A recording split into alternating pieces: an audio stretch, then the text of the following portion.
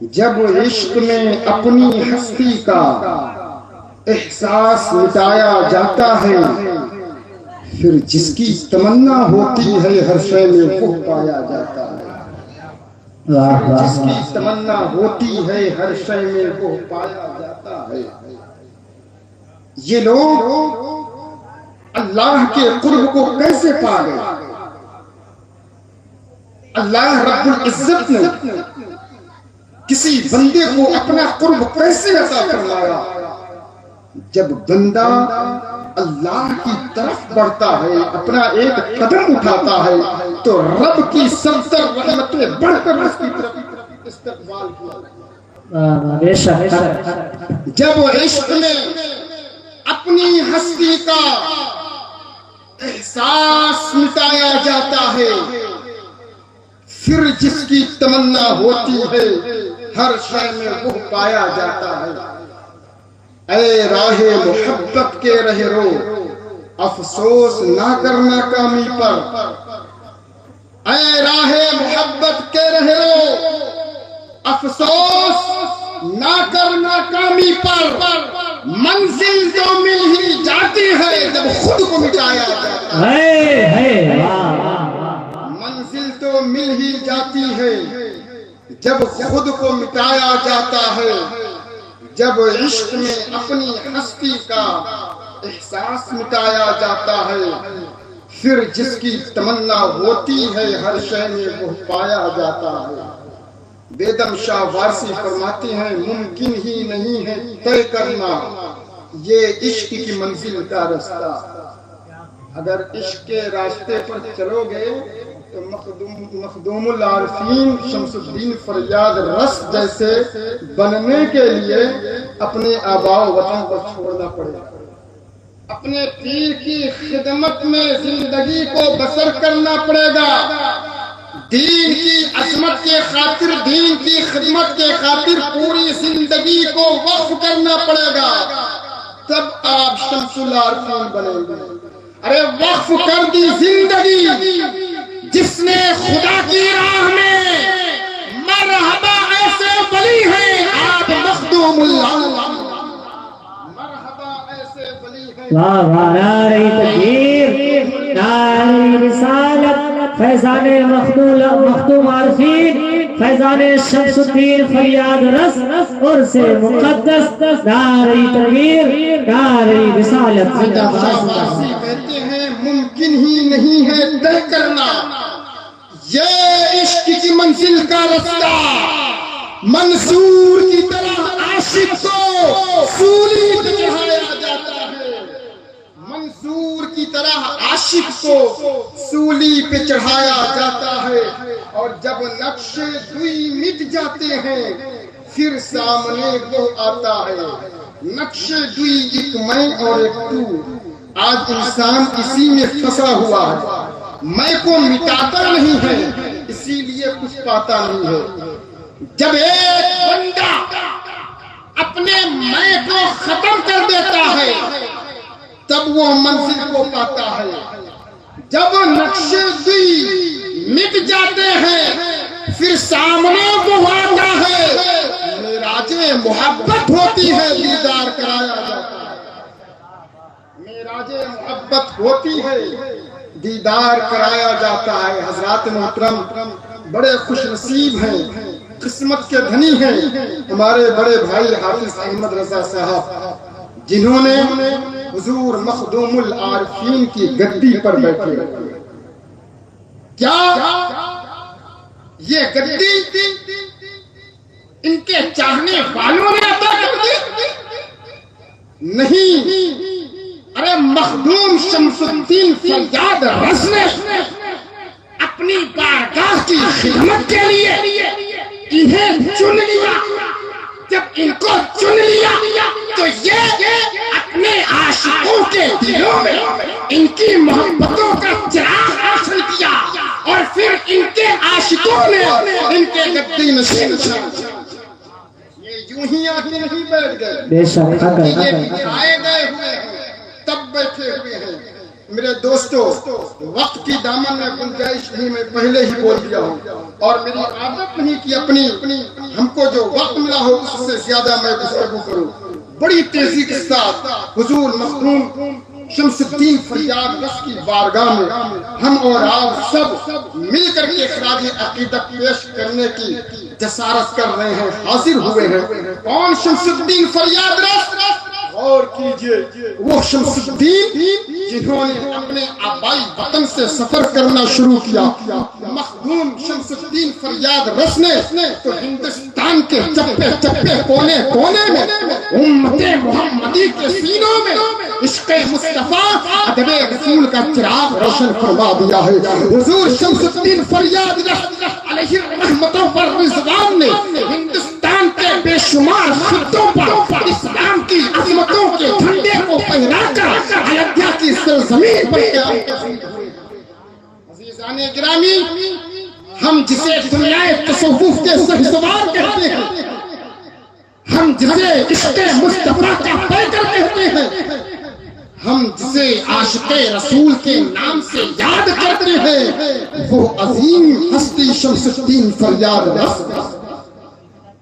حضور شمس الدین فریاد رس نے اپنے دور کے جہالت کو مٹا کر علم و عمل کو فروغ دیا۔ حضور شمس الدین فریاد رس نے لالچ و گمراہی کو مٹا کر اسلام میں چار چاند لگایا ہے۔ حضور شمس الدین فریاد رس نے بے شمار امت محمدی کے سینوں میں عشق مصطفیٰ کا چراغ روشن کیا۔ حضور شمس الدین فریاد رس کی شخصیت بے شمار خوبیوں کا ایک عجیب و غریب حسین واقعہ ہے، یہاں تک کہ اس مقدس ہستی نے اپنی تمام سرمایہ حیات، اپنی تمام توانائیاں، اپنی ساری صلاحیتیں، اپنی تمام دولت، اپنی زندگی کا ایک ایک دقیقہ جس شخص نے اسلام کی سر بلندی کے لیے بے لوث وقف کر دیا ہے، اس عظیم ہستی کا نام شمس الدین فریاد رس۔ واہ واہ، نعرہ تکبیر، نعرہ رسالت، نعرہ غوثیت، فیضان مخدوم شمس الدین فریاد رس، عرس مقدس، نعرہ تکبیر، نعرہ رسالت، زندہ باد زندہ باد۔ آج دنیا پوچھتی ہے کون شمس الدین فریاد رس؟ وہ شمس الدین جو تفکر و تدبر کے پیکر تھے، وہ شمس الدین جو علم و عمل کے ایک مضبوط ستون تھے، وہ شمس الدین جو ریاضت و مجاہدے کے جوہر آبدار تھے، وہ شمس الدین جن کی رگوں میں عشق مصطفیٰ خون بن کر دوڑتا تھا، وہ شمس الدین جس کے قلب و جگر میں اہل بیت اطہار کی محبت کا اثر تھی، ارے وہ شمس الدین فریاد رس جن کے چہرے میں صدیق اکبر کی صداقت کا کردار نظر آتا تھا، وہ شمس الدین فریاد رس جن کے پیشانی پر فاروق اعظم کی شدت کا جلوہ دکھائی دیتا تھا، وہ شمس الدین فریاد رس جن کے سینے میں عثمان غنی کی ثقافت کا حوصلہ نظر آتا تھا، جن کے ہاتھوں میں حیدر قرار کی تلوار عصا بن کر چمکتی تھی، وہ شمس الدین فریاد رس جن کے قول و فعل میں شہید اعظم کی استقامت دکھائی دیتی تھی، جن کے فضل و کمال میں غوث اعظم کی کرامت نظر آتی تھی، جن کے سفر و حجر میں غریب نواز کی مصروفیت دکھائی دیتی تھی، وہ شمس الدین جو غریبوں کے غمخوار تھے، صوفیوں کے سردار تھے، مومنوں کے وفادار تھے، وہ شمس الدین فریاد رس جو غریبوں کے غمخوار تھے، مومنوں کے وفادار تھے، سنیوں کے سردار تھے۔ ہاں میں تو یوں کہوں گا حضور شمس الدین علیہ الرحمت والرضوان نائب رسول تھے، باغ طیبہ کے پھول تھے، سچ کہوں تو ایک بچہ آل رسول۔ آباد زندہ باد زندہ باد، ماشاءاللہ زندہ باد زندہ باد۔ فریاد رس کی عظمت، ان کی رفعت، ان کی شان و شوکت کو ہم لوگ نہیں سمجھ سکتے ہیں، ارے کیسے سمجھ سکتے ہیں؟ ارے ان کی عظمتوں کو تو اللہ تعالیٰ بیان کر رہا ہے. ہم لوگوں کے پاس اتنی طاقت و قوت نہیں.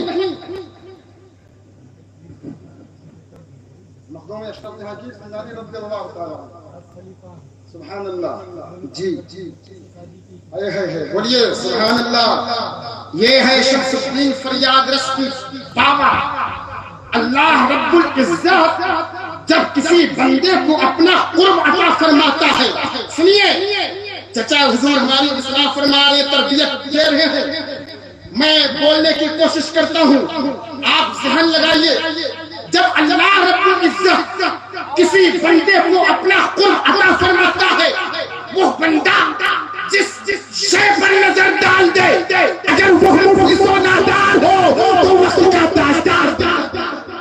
دیکھو شمس الدین فریاد رس کو آپ کا گزر ایک مندر کے قریب سے ہوا, ایک مورتی کے اوپر نظر پڑی, آپ کا دل ہے, اس مورتی کے انگلی کو آپ نے پکڑا, چلنے کے لیے کہا, تو اللہ کا ولی جب بولتا ہے تو وہ اللہ کا ولی نہیں بلکہ اس کی زبان پر خود خدا بولتا ہے.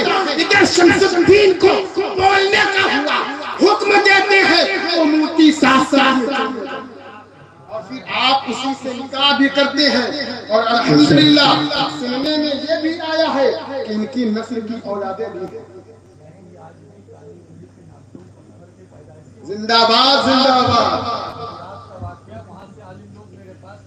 وہی آپ کی کتاب ہے, بالکل آپ ہدیہ کیجیے گا انشاءاللہ تعالی, نظر پیش کیجیے گا. سبحان اللہ سبحان اللہ. انشاءاللہ پھر کبھی گفتگو ہوگی تو شمس الدین کی تاریخ کے اوراق کو پلٹا جائے گا.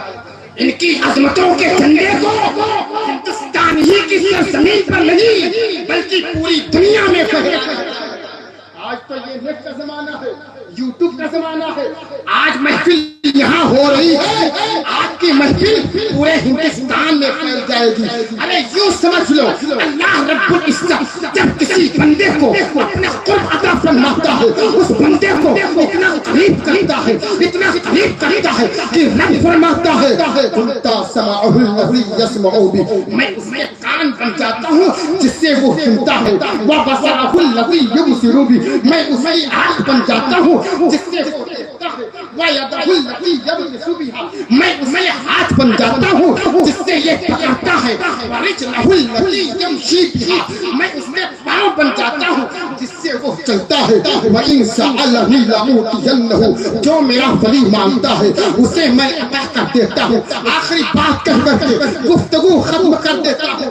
جو میرا ولی مانگتا ہے, میرے دوستو سنو, جب آج ہم اور آپ رب کی بارگاہ میں اپنے ہاتھوں کو دعا کے لیے اٹھاتے ہیں, دعا قبول نہیں ہوتی, رد کر دی جاتی ہے, کیونکہ ہمارے اعمال اس قابل نہیں, ہمارے زبان میں وہ تاثیر نہیں. تو ہم اور آپ پریشان ہو کر دنیا کے مارے پھر کرتے ان ولیوں کی بارگاہ میں آتے ہیں, ان ولیوں کا وسیلہ ولیوں سے دعا کے لیے کہتے ہیں. اور جب یہ اولیاء کرام اپنے رب کے حضور دعا کے لیے ہاتھ اٹھاتے ہیں تو اللہ رب العزت یہ نہیں دیکھتا ہے کہ کس گنہگار کے لیے مانگا جا رہا ہے, بلکہ اللہ یہ دیکھتا ہے کون مانگ رہا ہے.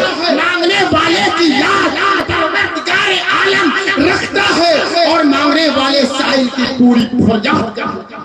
بے شک